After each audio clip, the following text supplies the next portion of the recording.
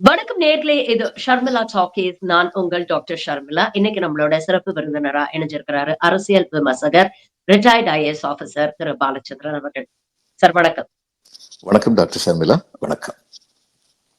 தமிழ்நாட்டுல பிறக்கலையேன்னு நான் வருத்தப்படுறேன் அப்படின்னு மேடைக்கு மேடை மோடி சொல்றாரு. எங்க போனாலும் திருக்குறளை பத்தி பேசுறாரு. தமிழ்நாட்டுடைய பாரம்பரியம், கலாச்சாரம் அப்படின்லாம் பேசுறாரு. ஆனா இன்னைக்கு ஒரு அதிர்ச்சி தரக்கூடிய ஒரு தகவல், அதாவது கீழடி அகழ்வாராய்ச்சியுடைய அறிக்கையை ஒன்றிய அரசு வெளியிடாமல் திரும்ப அனுப்பியிருக்கு. அந்த அகழ்வாராய்ச்சி அறிக்கையை சமர்ப்பித்த சயின்டிஸ்ட், ஆர்கியாலஜிஸ்ட் அமர்நாத் ராமகிருஷ்ணன் கிட்ட பல கேள்விகளை கேட்டிருக்கிறாங்க. குறிப்பா அவங்க என்ன சொல்லியிருக்கிறாங்கன்னா, நம்பகத்தன்மை இல்லை. We need more accurate and concrete justification அப்படிங்கிற ஒரு விஷயத்த சொல்லியிருக்கிறாங்க. கிட்டத்தட்ட 8 வருஷத்துக்கு அப்புறம். இதை நீங்க எப்படி பாக்குறீங்க? என்ன அடிப்படையில இந்த ஆராய்ச்சி அறிக்கையை வெளியிட ஒன்றிய அரசு தயங்குகிறதுன்னு நினைக்கிறீங்க? அதாவது இந்த அறிக்கை வெளியிடுறதுல தாமதம் ஏற்பட்டதுக்கு நான் ஒன்றிய அரசு நம்மளாம் தமிழர்கள்ங்கிறதுனால கீழடியுடைய அறிக்கை தாமதப்படுத்துங்கும் போது இதுல ஏதோ சூது இருக்குன்னு சொல்லி, ஏன்னா இதுக்கு முன்னாடி பல சூதுகள் இருந்ததுனால இதுல ஏதோ சூது இருக்குன்னு சொல்லி நம்ம நினைக்கிறதுக்கான வாய்ப்பு அதிகம். ஆனா பொதுவாக ஆர்கியாலஜிக்கல் சர்வே அவங்களுடைய ரிப்போர்ட்லாம் ரொம்ப டிலே பண்ணி தான் கொடுத்துருக்காங்க. என்ன சொல்ல போனா, வட இந்தியாவில் உள்ள கோயில்களை பற்றி நடத்தின ஆய்வுகளுடைய ரிப்போர்ட் பல ஆண்டுகளாக வெளியிடப்படவே இல்லாமல் இருந்திருக்கு. That's a nature. அதனால அதை பத்தி ஒன்றும் இல்லை, நான் அதை ரொம்ப பெரிய குறைய சொல்ல மாட்டேன். ஆனா இன்னைக்கு நம்பகத்தன்மை இல்லைன்னு சொல்லி ஒண்ணு திருப்பி அனுப்பியிருக்காங்கன்னா, அதுக்கு நண்பர் வெங்கடேசன் சொல்றதுதான் சரியான. அதாவது பார்லிமெண்ட்ல ஒரு அஷூரன்ஸ் கொடுத்துட்டாங்க, இந்த அறிக்கையை சீக்கிரமா நாங்க வெளியிடுவோம். இப்ப அஷூரன்ஸ் கமிட்டி மீட்டிங் ஊட்டியில நடக்க போகுது. முதல்ல இவர் இந்த கேள்வி தான் கேட்க போறாரு. நாடாளுமன்றத்திலேயே சொன்னீங்களே, ஏன் இன்னும் அறிக்கை வரலன்னு. அப்ப அறிக்கையை தாமதப்படுத்துறதுக்கு இவங்க ஒரு காரணத்தை கற்பிக்கணும். அதுக்காக இப்படி சொல்லியிருக்காங்க, நம்பகத்தன்மை இல்லை அப்படின்னு. Ramakrishnan to the best of my knowledge, Amarnath is a very தரவு ரிசர்ச்சர். அப்படி ஒன்றும் அவசரப்பட்டு இது பண்ண மாட்டாரு. அதனால அவர் நிச்சயமா பதில் கொடுப்பாரு. இது ஒரு பக்கம் இருக்கட்டும். இதுல ரெண்டு விஷயம் நம்ம பார்க்கணும். எப்படி இந்தி அந்த வட மாநிலத்துல உள்ளவங்களுக்கு தமிழர்னு சொல்லி தமிழருக்குன்னு ஒரு பெருமை வந்துடக்கூடாதுன்னு ரொம்ப தீர்மானமா இருக்காங்க. இது அரசியல்வாதி மட்டும் கிடையாது, அங்க உள்ள பியூரோக்ராட்ஸ். இப்ப அது நமக்கு ஒரு பெர்மனன்ட் ஸ்ட்ரகிள். நம்ம அதை எதிர்த்துதான் போராடிக்கிட்டே இருக்கணும் அப்படிங்கிறது உண்மை. ஆனா இதே சமயம் நம்ம இன்னொன்று என்ன தெரிஞ்சுக்கணும்னா, தமிழ் ஆர்வலர்களும் கொஞ்சம் அடக்கி வாசிக்கணும். இது ரொம்ப முக்கியம். இவங்க அளவுக்கு மீறி ஏதாவது பேசணும். வெங்கடேசன் பேசுற மாதிரி எல்லாரும் பேசினா நல்லா இருக்கும். அவர் தெளிவா கீழடி பல வரலாற்று உண்மைகளை வெளிப்படுத்தும் அப்படிங்கிறதோட நிறுத்திக்கிறாரு. இது வேத காலத்துக்கு முந்தியதுங்கிறதோட நிப்பாட்டிக்கிறாரு. இதுக்கு மேல அவர் என்னமே சொல்லலை. இது ரொம்ப முக்கியமான ஒரு விஷயம். இப்ப ஒரு ஆய்வாளர்னு தன்னை சொல்லி கொண்டிருக்கின்ற ஒருவர் ஒரு காலத்துல என்ன சொன்னாரு, ஃபர்ஸ்ட் மைக்ரேஷன் டிராவிடியன்ஸா வந்தாங்க பெர்ஷியால இருந்து, அதுக்கப்புறம் தான் ஆரியன்ஸ் வந்தாங்கன்னு சொல்லி ஒரு அறிக்கை விட்டார். எந்த ஆதாரமும் கிடையாது, எந்த ஆதாரமே கிடையாது. வேலிடேஷன் சொல்லி அதாவது ஊர் பேர் உங்களுக்கு இதுல பெர்ஷியால மதுரைன்னு ஒண்ணு இருக்கு, பக்கத்துல வைகைன்னு ஒரு குளம் இருக்கு. மத்திய பிரதேசத்துல மதுரைன்னு ஒரு ஊர் இருக்கு, வைகைன்னு சொல்லி பக்கத்துல ஒரு ஸ்ட்ரீம் இருக்கு. டெல்லி பக்கத்துல பாலத்துல அது மாதிரி இருக்கு, இங்க மதுரைக்கு பக்கத்துல அதே மாதிரி இருக்குங்கிறது நல்ல ஆய்வு, ரொம்ப கடினமான ஒரு ஆய்வு, சிறந்த ஆய்வு. ஆனா இந்த ஆய்வுடைய அடிப்படையில டிராவிடியன்ஸ், திராவிடர்கள் முதல்ல அங்கிருந்து சென்ட்ரல் ஏஷியால இருந்து இங்க வந்தாங்கன்னு சொல்றதுக்கு என்ன ஆதாரம் இருந்தது? இன்னும் சொல்ல போனா, ஏன் இங்க இருந்து கூட அங்க போயிருக்கலாமே. அப்ப நம்ம வேலிடேஷன் இல்லாம ஒண்ணு சொல்லக்கூடாது. கன்ஜெக்சருக்கும் தியரிக்கும் ரொம்ப வேறுபாடு உண்டு. இப்படி எல்லாம் சொல்றதுனால நம்முடைய மரியாதை வெளிநாட்டுல குறையுது. வெளிநாட்டுல உண்மையாவே தமிழ் மேல ஆய்வு பண்றவங்க, நான் இப்ப இதுல அமெரிக்கால இருக்கேன், பாஸ்டன்ல ஹார்வர்ட் யூனிவர்சிட்டியில ஹார்வர்ட் யூனிவர்சிட்டி தமிழ் ஷேர் எப்படி போகுதுங்கிறது ஒரு பக்கம் இருக்கட்டும். ஆனா தமிழை பத்தி ஆராய்ச்சி பண்றவங்க ஹாஸ்டன் இதா இருக்கட்டும், பிலடெல்பியாவா இருக்கட்டும், பென்சில்வேனியாவா இருக்கட்டும், எங்க ஆராய்ச்சி பண்ணாலும் தேர் வெரி டீப் ரிசர்ச்சர்ஸ். அவங்க என்கிட்ட ரெண்டு கேள்வி கேட்டாங்க. டிராவிடியன்ஸ் முதல் ஃபர்ஸ்ட் மைக்ரண்ட்ங்கிறதுக்கு என்ன ஆதாரம் இருக்குன்னு. நான் சொன்னேன், நான் சொல்லலையே அப்படின்னு. வேற என்ன சொல்றது, நான் அப்படி சொல்லலையே அப்படின்னு. அப்புறம் ரெண்டாவது கேட்டாங்க, ஒரு சில தியரி திரும்ப திரும்ப சொல்லப்பட்டது, சிந்து சமவெளி நாகரிகத்தின் முடிவுதான் சங்க காலத்தின் தொடக்கம்னு சொல்லப்பட்டது. நான் சொன்னேன், அதுவும் சரி கிடையாதுங்கிறது என்னுடைய அபிப்பிராயம். ஏன்னா கீழடி ஒரு துவக்கம், இது நமக்கு நல்லா தெரியணும். கீழடி ஒரு நகரம் கூட கிடையாது. It's basically work shop. நம்மள என்ன பெருமைப்படணும்னா, ஒரு ஒர்க் ஷாப்லயே அத்தனை வசதியோட டிரைனேஜ் ஃபெசிலிட்டி எல்லாத்தோட இருந்திருக்காங்க தமிழர்கள்னா, இவங்க அவங்க வாழ்ந்த இடத்துல எப்படி இருந்திருப்பாங்க அப்படின்னு ரொம்ப முக்கியமான விஷயம். இன்னொன்னு, வாழ்ந்த இடம் நகரமா தான் இருக்கணும்னு எந்த கட்டாயமும் கிடையாது. இதெல்லாம் கற்பிச்சுக்கிட்டது. முதல்ல அகழ்வாராய்ச்சி பண்ணவங்க என்ன சொன்னாங்க, பழைய கற்காலம் அதாவது எப்படி இருந்துச்சு, various stages of human civilisation அப்படின்னு சொல்லி என்ன சொன்னாங்க, பழைய கற்காலம், புதிய கற்காலம், பித்தளை, வெண்கலம், இரும்பு அப்படின்னு சொன்னாங்க. இந்த ஸ்டேஜ் தான் அப்படின்னு சொன்னாங்க. இப்போ சிவக்கலையில நம்ம நம்முடைய இரும்பு பட்டறையை கண்டுபிடிச்சோம். துருக்கியில கிமு 13ஆம் நூற்றாண்டுல ஒரு இரும்பு பட்டறை இருந்தது. அந்த இரும்பு பட்டறை தான் உலகின் மிக பழைய இரும்பு பட்டறை. அதனால் இரும்பின் பயன்பாட்டை கண்டறிந்தவர்கள் துருக்கியர்கள் தான் நினைச்சுக்கிட்டு இருந்தாங்க. ஆனா கிமு 15ஆம் நூற்றாண்டு, அதுக்கு 200 வருஷங்களுக்கு முன்னாடி சிவக்கலையில இரும்பு பட்டறை இருந்தது என்பது ஆதாரபூர்வமாக ஆய்வு செய்து கண்டுபிடிக்கப்பட்டது. இது ஏன் ஆதாரபூர்வமான திரும்ப திரும்ப சொல்றேன்னா, அந்த ஆய்வின் முடிவுகள் 4 பரிசோதனை சாலைகளுக்கு, அமெரிக்காவில் உள்ள புளோரிடா உட்பட 4 பரிசோதனை சாலைகளுக்கு அனுப்பப்பட்டன. 4 பரிசோதனை சாலைகளுமே இந்த ஆய்வின் முடிவினை உறுதிப்படுத்தினார்கள். இப்போ இதுல இருந்து என்ன ஆகுதுன்னா, இரும்புடைய பயன்பாட்டை முதல்ல கண்டுபிடிச்சது தமிழர்கள். ஆஸ் ஆன் டேட் இது நிரூபிக்கப்பட்ட ஒரு உண்மை. சரி, இதுல இன்னொரு முக்கியமான விஷயம், தமிழர்கள் பித்தளைக்கு வெண்கலத்துக்கும் போகவே இல்லை.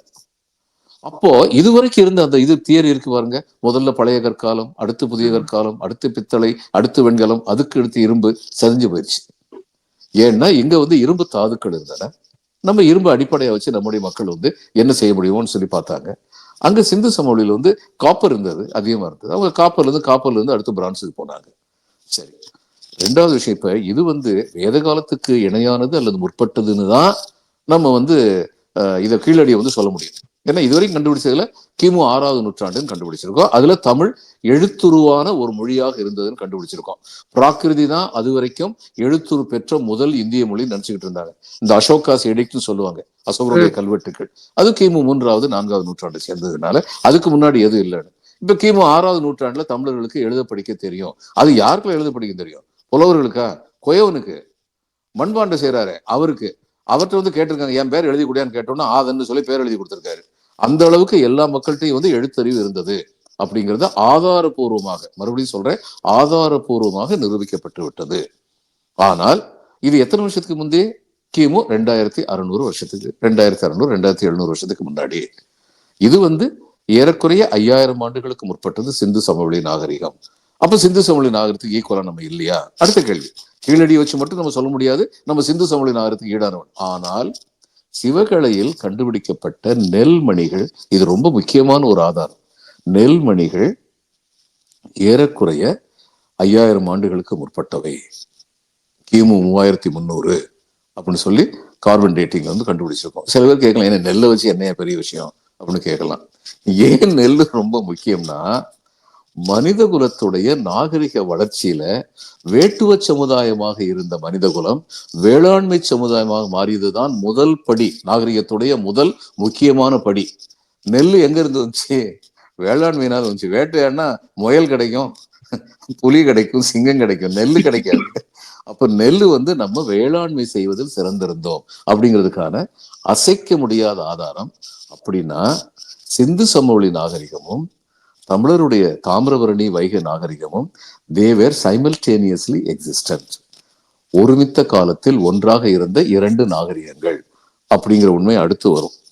அடுத்து வந்துருச்சு, இந்த உண்மை வந்துருச்சு. அடுத்து வராத இன்னொரு உண்மை, இதுவரைக்கும் நகர நாகரிகம் நகர நாகரிகம் பேசிட்டு இருந்தாங்க. நகரங்கள் தான் இது, ஆற்றங்கரையோரத்துல மொத்த மக்கள் வேளாண்மை செய்தார்கள், அடுத்து நகரத்தை உருவாக்கினார்கள். நகர நாகரிகம் தான் நாகரிகத்தின் முதல் படியில. இப்ப கீழடி நம்ம உசிலம்பட்டி மாதிரி, இன்னைக்கு உள்ள ஒரு உசிலம்பட்டி மாதிரியான ஒரு டவுன், அதுக்கு மேல கிடையாது. கீழடி ஒரு ஒர்க் ஷாப். அடுத்து நம்ம கண்டுபிடிக்கிறது கூட இதுவரைக்கும் கண்டுபிடிச்சதுல பெரிய நகர நாகரிகத்தை கண்டுபிடிக்கலங்க. சில பேர் சொல்றாங்க, இதை வச்சு நீங்க என்ன பேச முடியும், நகர நாகரிகம் இல்லையே, சிந்து சமவெளி நகர நாகரிகம் இருந்துச்சுங்கிறாங்க. என்னுடைய பணிவான கேள்வி, நகரம்தான் நாகரிகத்தின் அடையாளம் என்று எப்படி சொல்லுகின்றீர்கள்? சில பேர் நகரத்தில் வாழ்ந்தார்கள். இப்போ இது நியூயார்க் பாருங்க, சென்னை பாருங்க, பெங்களூர் பாருங்க, டில்லி, இங்க எத்தனையோ சொல்லலாம். நியூயார்க் சொல்லலாம், வாஷிங்டன் சொல்லலாம், பாஸ்டன் சொல்லலாம், எத்தனையோ சொல்லலாம். பாஸ்டன் சொல்ல முடியாது, சின்ன ஊர். இப்ப நியூயார்க் மாதிரியான ஒரு சிட்டி எப்படிப்பட்ட சிட்டி? இதோட சுவிட்சர்லாந்துல உள்ள நகரங்கள் எல்லாம் கம்பேர் பண்ணுங்க. இது என்ன நகரம்? நீங்க மேப்ல போய் பாருங்க, கூகுள் மேப்ல போய் பாருங்க, ஒரு 150 250 வீடு இருக்க மாதிரி தெரியும் அந்த மேப்ல. அப்ப அது பெரிய நகர நாகரிகமா? இல்லையே. ஆனா அவங்ககிட்ட நாகரிகம் இல்லையா? உலகத்துடைய பணத்தை எல்லாம் பத்திரமா வச்சுக்கிட்டு இல்லையா? அவங்ககிட்ட புத்திசாலித்தனம் இல்லையா? அப்ப அடுத்து வந்து என்னன்னா, நீங்க வந்து நாகரிகம் பெற்றவர்கள் என்பதற்கு அடையாளம் நகரம்தான் என்பது கட்டாயம் இல்லை. இது ரொம்ப முக்கியமான விஷயம்.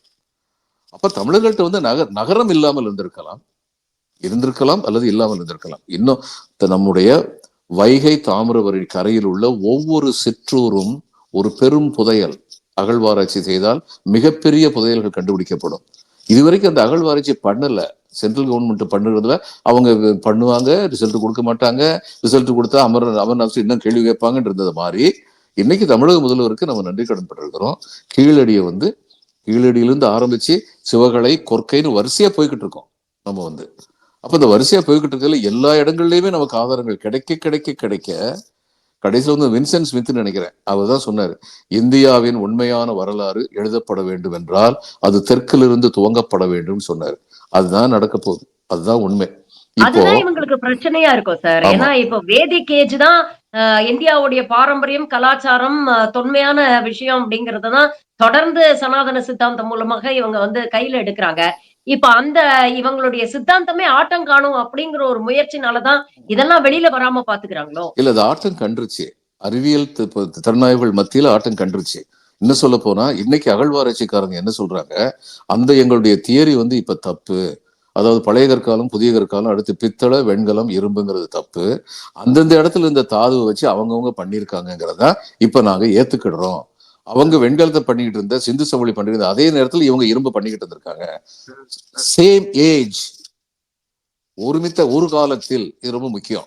இப்ப அந்த மாதிரி சைமல்டேனியஸ் எக்ஸிஸ்டன்ஸ். அதையும் தவிர இன்னொன்னு என்ன சொல்றாங்க, ஒரு காலத்துல குஜராத்ல உள்ளதெல்லாம் பார்த்துட்டு இதெல்லாம் ஹரப்பா நாகரிகத்துடைய எக்ஸ்டென்ஷன் சொல்லிக்கிட்டு இருந்தவங்க இப்ப என்ன சொல்றாங்க, ஒரே காலகட்டத்தில் பல நாகரிகங்கள் பரிணமித்திருக்கின்றன இந்தியா போன்ற மாபெரும் பிரதேசத்தில் அப்படின்னு சொல்லி இப்ப வந்து பேச ஆரம்பிச்சிருக்காங்க. இது கன்சாலிடேட் ஆகணும், இன்னும் பேசணும். இப்ப எதை சொல்ல வர்றேன்னா, இந்த சிந்து செம்மொழி நாகரிகத்தின் முடிவுதான் சங்க காலத்தின் தொடக்கம்ங்கிறதெல்லாம் வந்து கற்பனைகள். இதெல்லாம் பேசி பேசி நம்மளே தாழ்த்திக்கிட்டு இருந்தோம். நம்ம வந்து சிந்து சமவெளி பத்தி பேசுனதுக்கு ஒரே காரணம் என்னன்னா, it is pre Aryan, it is Dravidian. ஏன்னா இது நான் இன்னும் உறுதிப்படுத்தப்படல. என் நண்பர் ஒருத்தர் சவுத் அமெரிக்காவில் உள்ள ஒரு நாட்டில் வந்து அந்த காலத்து இதை வந்து மேப் போட்டிருக்கிறதுல வந்து என்டையர் இந்தியா வந்து டிராவிடியன் லேண்ட்னு சொல்லி போட்டிருக்கு அப்படின்னு சொன்னாரு. அது எனக்கு அவர் சொன்னார், அவ்வளவுதான், உறுதிப்படுத்தப்படாதது, ஆனா உண்மையா இருக்கலாம். அப்போ அந்த காலத்துல வந்து திராவிட நாகரிகம் முழுக்க முழுக்க பரவி இருந்தது நம்ம சொல்லும் பொழுது நம்ம இன்னொன்னு தெரிஞ்சுக்கணும், திராவிடர்கள் எல்லாரும் ஒரு இனமா இருந்தாங்களா? இப்ப நான் கேட்கிறேன், கன்னடமும் தெலுங்கும் வந்து மொழியில வந்து 90% அந்த எழுத்து வந்து ஒரே எழுத்து தான், கொஞ்சம் கொஞ்சம் தான் வேறுபாடு இருக்கு. ஆனா அவங்க ரெண்டு பேரும் ஒரு இனமா? கன்னடியர்கள் தனி இனம், தெலுங்கர்கள் தனி இனம், தமிழர்கள் தனி இனம். இப்ப மலையாளி வந்து 8வது நூற்றாண்டு வரைக்கும் தமிழரா இருந்தாங்க, இன்னைக்கு தனி இனமா இருக்காங்க. அப்போ அங்க சிந்து சமவெளியில இருந்த திராவிட இனமும் இங்க இருக்கிற தமிழர் இனமும் ஒரே இனம்தான்ங்கிறதுக்கு இன்னைக்கு வரைக்கும் நம்மகிட்ட ஆதாரம் கிடையாது. கன்ஜெக்ஷன்ஸ் இருக்கு. இப்ப உதாரணம் என்ன சொல்றாங்கன்னா, அந்த எதுக்காக அந்த எழுத்தை பத்தி சொன்னேன்னா, இந்த இதுல வந்து கீழடியில் இருந்த எழுத்தை வந்து அந்த இந்த சிந்து சமவெளி எழுத்தோட கம்பேர் பண்ணி நிறைய ஒற்றுமை இருக்கு, சின்ன சின்ன வேறுபாட்டோட. ஆனா இதை வச்சு இது ரெண்டும் ஒண்ணுன்னு சொல்ல முடியாது. அதுக்காக நான் சொன்னேன், கன்னடமும் தெலுங்கும் ஒரே மாதிரி தான் இருக்கு. அதை வச்சு ரெண்டு வந்து ஒரே, அந்த எழுத்து வந்து ஒரே மாதிரி இருக்கு, அந்த சொற்கள் வந்து அர்த்தம் வேற வேற மாதிரி இருக்கலாம். அதனால இதை வச்சு சொல்ல முடியாது. அப்போ ஒரு காலத்தில் நிரூபிக்கப்படலாம் அங்கு இருந்தது தமிழர் நாகரிகம் தான் என்று நிரூபிக்கப்படலாம். அதற்கான சாத்தியக்கூறுகள் நிச்சயமாக இருக்கின்றன நான் நம்புறேன். ஆனா நிரூபிக்கப்படாத ஒண்ணை வச்சு பிடிச்சி தொங்கிக்கிட்டு இருக்கிறது வந்து நமக்கு, இன்னும் சொல்ல போனா இனிமே நம்ம சிந்து சமவெளியை பத்தி ரொம்ப அதிகமா கவலைப்பட தேவையில்லை. நீங்க சிவகலையை பாருங்க, நீங்க கீழடியை பாருங்க, இன்னும் தோண்ட போற விஷயத்த பாருங்க. டமாஸ்கஸ் சோடுன்னு ஒரு சோடு உண்டு, உங்ககிட்ட முன்னாடியே சொல்லியிருக்கேன்னு நினைக்கிறேன். டமாஸ்கஸ்ங்கிற இடத்துல வந்து அந்த கத்தியை வந்து அவங்க பயன்படுத்தினாங்க. இவங்க ஓட்டமான் எம்பையருடைய அந்த இவங்க முஸ்லிம்கள் வந்து பயன்படுத்தினாங்க. அந்த கத்திக்கு எதிர்த்து ஐரோப்பிய நாடுகள்ல இருந்து வந்த இவங்க வந்து சிலுவை வாருக்காக வந்தாங்க, சிலுவை யுத்தத்துக்காக வந்தாங்களே, அந்த என்டையர் யூரோப் அவங்க வந்து நிக்க முடியல. ஏன்னா அவங்களே சொன்னாங்க, இந்த வாட்கள் கூர்மையானவை, நெளிவானவை, எடை குறைந்தவை, அதனால அவங்களுக்கு முன்னாடி நாங்க நிக்க முடியல. அந்த வாளுக்கான மூலப்பொருள் வந்து இங்க இருந்து போச்சு அப்படின்னு சொல்லப்படுது. It is yet to be proved, but yet to be proved exact location இன்னும் சொல்லப்படல ஒழிய அது தென்னிந்தியால இருந்தா போச்சு அப்படின்னு சொல்லப்படுது. அப்போ என் நண்பர் ஒருத்தர் சொல்லிட்டு இருக்கும்போது அவருக்கு அது விளங்கல. முதல்ல என்ன சொல்ல வரீங்கன்னு, ஒண்ணும் இல்ல, மாப்பிள்ள அவரு தான், அவர் போட்டிருக்க வேஷ்டி எங்க வேஷ்டி அது மாதிரி நம்முடைய நாகரிகம் இவங்க ரொம்ப பெரிய நகரம் தேவைன்னு நினைக்காம இருந்திருக்கலாம். ஏன் சிற்றூர்ல வாழ்றவங்க வந்து நாகரிகம் இல்லையா? இன்னைக்கு வரைக்கும் நம்ம என்ன பாக்குறோம், கிராமத்தில் உள்ளவங்ககிட்ட உள்ள பண்பாடு வந்து நகரத்தில் உள்ளவங்ககிட்ட அந்த அளவுக்கு கிடையாது. அதை நம்ம பாக்குறோமே. அதனால நான் என்ன நினைக்கிறேன், கீழடியை பத்தி ராமகிருஷ்ணனுடைய மன குமுறல் அத்தனை உண்மையான மனக்குமுறல். இவங்க இந்த மாதிரி வேணும்னே நம்ம இதை தாமதப்படுத்துவாங்கிறது உண்மை. இன்னொன்னு சொல்றேன், நீங்க தானே சொன்னீங்க எதுக்கு எடுத்தாலும் தமிழை பத்தி பேசுறாரு, தப்பு தவறுமா சொன்னாலும் குரலை உச்சரிக்கிறாரு இந்த பிரதமர். இவர் வந்து ஸ்டாலின் ஆய்வு பண்ணாரு. ஆய்வு பண்ணது ஆய்வாளர்கள். அந்த ஆய்வுடைய முடிவைத்தான தமிழக முதலமைச்சர் சொன்னாரு. உலகத்துக்கே உரத்த குரல்ல சொன்னார்ல. அந்த முடிவை பத்தி ஏன் இன்னைக்கு வரைக்கும் ஒரு வார்த்தை கூட மோதி வாயை திறக்காம இருக்காரு? தமிழர்கள் தான் இரும்பின் பயன்பாட்டை உலகில் முதலாக கண்டுபிடித்தவர்கள் அப்படி ஸ்டாலின் சொன்னதுக்கு ஏன் அக்செப்ட் பண்ணிட்டு அல்லது ரிஜெக்ட் பண்ணிட்டோம், ஏன் சும்மா இருக்காரு? ஏன்னா உண்மையான ஒரு பெருமை தமிழுக்கு வந்துட்டா இவங்களுக்கு பொறுக்காது. இதுதான் காரணம். டாக்டர் தமிழிசை சவுந்தரராஜன் இன்னைக்கு ஒரு அறிக்கையை வெளியிட்டு இருக்கிறாங்க. கீழடியில அகழ்வாராய்ச்சி வந்து இவ்வளவு தாமதமானதுக்கு காரணம் வந்து முதல்வர் மு.க.ஸ்டாலின் தான். அவர் வந்து ஒழுங்கா நித்தி ஆயோக் மீட்டிங்க்கு எல்லாம் போகல. அவர் ஒழுங்கா போயிருந்தாருன்னா இதுக்கான நிதியை இவரால் வாங்கியிருக்க முடியும் அப்படிங்கிற ஒரு குற்றச்சாட்டை வைக்கிறாங்க. ஆனா சு வெங்கடேசன் தரப்புல சொல்றாங்க 2 வருஷம் ஒன்றிய அரசு ஃபண்ட் பண்ணாங்க. மொத்தமே 1.5 கோடி தான் அவங்க செலவழிச்சாங்க. ஆனா இந்த ஆராய்ச்சியுடைய கண்டுபிடிப்புகள் இவங்களது சித்தாந்தத்துக்கு எதிராக இருக்கிறதுனால இந்த ஆராய்ச்சியை ஒன்றிய அரசு கைவிட்டு விட்டது. அதுக்கப்புறம் ராமகிருஷ்ணன் அவர்களை டிரான்ஸ்பர் பண்ணிட்டு அந்த இடத்துல வேற ஆளை கூட்டிட்டு வந்து இந்த ஆராய்ச்சியை ஒட்டுமொத்தமா நிறுத்திட்டாங்க. அதுக்கப்புறம் தமிழ்நாடு அரசு தான் வந்து அதை முன்னெடுத்து கொண்டு போச்சு அப்படிங்கிற ஒரு விஷயத்த சொல்றாரு. தமிழிசையோடைய இந்த குற்றச்சாட்டை நம்ம எப்படி பார்க்கணும்? தமிழிசை ரொம்ப சிறுவில்லைத்தனமா பேசுறாங்க. முதல் 2 மீட்டிங் முதல்வர் போலன்னு சொல்லி சொல்றதே வந்து வரலாற்று உண்மை கிடையாது.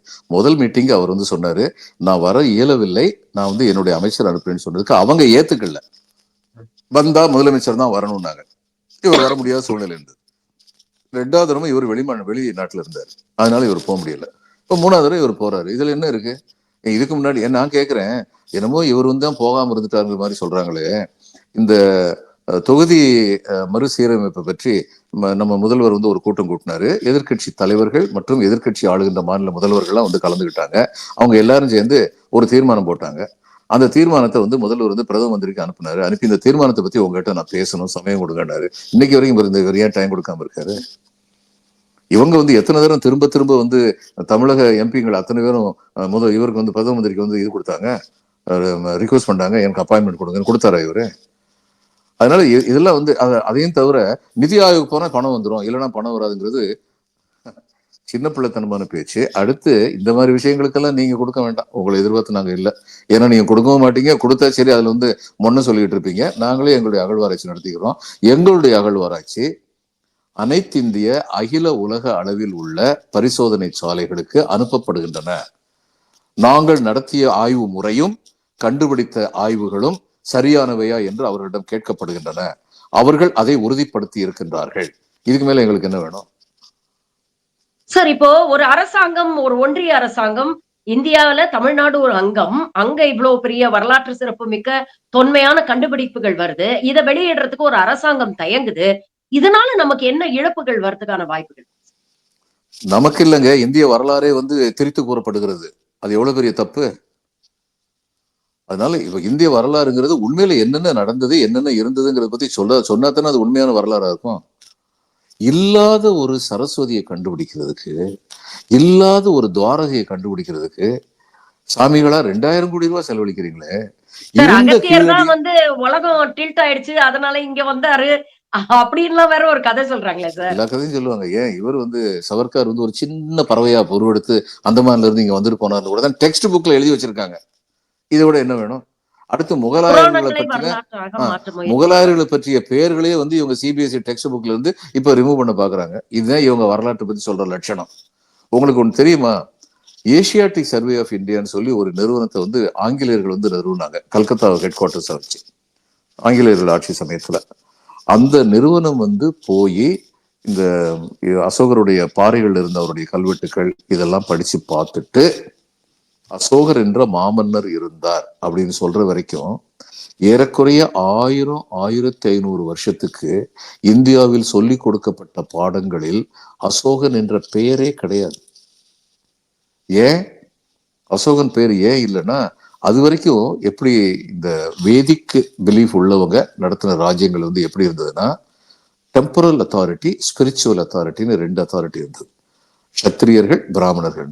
அது சத்திரியர்கள் வந்து டெம்பரல் அத்தாரிட்டி, பிராமணர்கள் வந்து ஸ்பிரிச்சுவல் அத்தாரிட்டி. அப்போ அவங்க என்ன சொன்னாங்க, குருமார்னு வச்சுக்கோ, ஒரு ஒரு ஜாதியை சொல்ல வேண்டாம், குருமார்கள் தான் சட்டம் இயற்ற வேண்டும், சட்டத்தை அமல்படுத்துவதுதான் அரசனுடைய கடமைன்னு இருந்தது. அப்ப குருமார்களுக்கு ஒரு நாட்டு மேல பூரண அதிகாரம் இருந்தது. அவங்க வச்சதுதானே வருஷம்.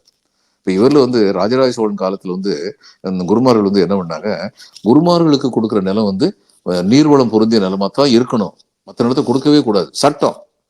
குருமார்கள்ல யாராவது ஒருத்தர் கொலை பண்ணிட்டாருன்னா அவருக்கு மரண தண்டனை கொடுக்க கூடாது, சட்டம். ஆதித்த கரிகாலன் இந்த நாட்டுடைய, சோழ நாட்டுடைய பட்டத்து இளவரசன், அவனை கொண்ட 4 பாவிகளுக்கு வந்து மரண தண்டனை கொடுக்க முடியல. அந்த சட்டப்படி தேச பகிஷ்காரம் தான் பண்ணாங்க, தேசத்திலிருந்து தான் வெளியேற்றினாங்க. அப்போ அசோகர் வந்து இந்த சட்டத்தை மாத்தினாரு. அவர் சொன்னாரு, ஆள்பவன் நான், மக்களை அறிந்தவன் நான், எனவே மக்களுக்கான சட்டம் இயற்றும் வல்லமையும் கடமையும் உரிமையும் எனக்குத்தான் உண்டு அப்படின்னு சொல்லிதான், அதனாலதான் அசோகாஸ் எடிக்ட்ஸ், அசோகனுடைய உத்தரவுகள் அப்படின்னு சொல்லி வந்தது. இது இவங்களுக்கு இடைஞ்சலா போச்சு. அதனால என்ன பண்ணாங்க, அசோகன் பேரே எடுத்துட்டாங்க. ரொம்ப சிம்பிள். இன்னைக்கு முகலாயர் பேர் எடுத்துடுறாங்கல்ல, அது மாதிரி அடுத்து தாஜ்மஹால் வந்து என்ன சொல்ல போறாங்க, சிவபெருமான் கோயில் சொன்னாலும் சொல்லுவாங்க, அதையும் கேட்டுக்க வேண்டியதான். இதுதான் இவங்களுடைய வரலாறு லட்சணம். இதுக்கு மேல பேசுறதுக்கு என்ன? இப்போ ஒன்றிய அரசு மோடியை நம்பி பிரயோஜனம் இல்ல அப்படிங்கிறது நமக்கு தெரிஞ்சிருச்சு. இருந்தாலும் இங்க அகழ்வாராய்ச்சி வந்து கண்டினியூ பண்ணிட்டே தான் இருப்பாங்க. இன்னும் பல விஷயங்களை வந்து கண்டுபிடிக்க போறாங்க.